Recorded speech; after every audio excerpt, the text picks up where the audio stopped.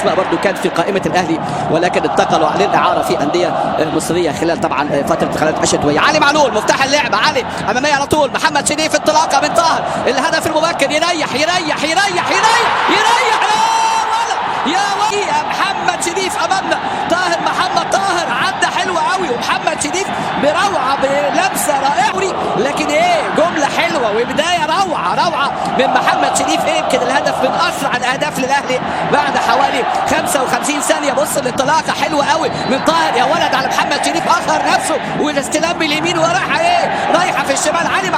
علي معلول تحرك وانطلاقه طاهر وتركيز مهم ولمسه حلوه قوي، هدف روعه، هدف رايحه في مقتل نادي برايتون، كان احد نجوم سان داونز طبعا، فاز معاهم بالدوري ابطال، وايضا راسيه المره دي حلوه بقى مين؟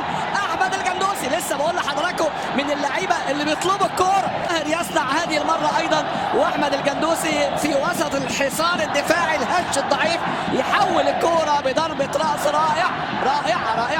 احمد الجندوسي يسجل بيسجل اول اهدافه مع النادي الاهلي. لكن بص امامنا هنا التحرك ده علي علول وعلي معلول، لكن طاهر عملها حلوه قوي لعلي معلول، واحمد الجندوسي بقى بالوضع طائرا اهو. ادي امامنا الكوره ملعوبه حلوه قوي، الارتفاع المبروك حلوه قوي على القائم الاول ويضعها في الزاويه البعيده، هدف حلو قوي، هدف جميل وجمله حلوه بالجبهه الشمال الاقوى حتى الان في الاهلي الموجود فيها طاهر. والدقيقه 40 الاهلي يسجل الهدف الثاني في شوط اللقاء الاول اللي فيه اداء علي معلول.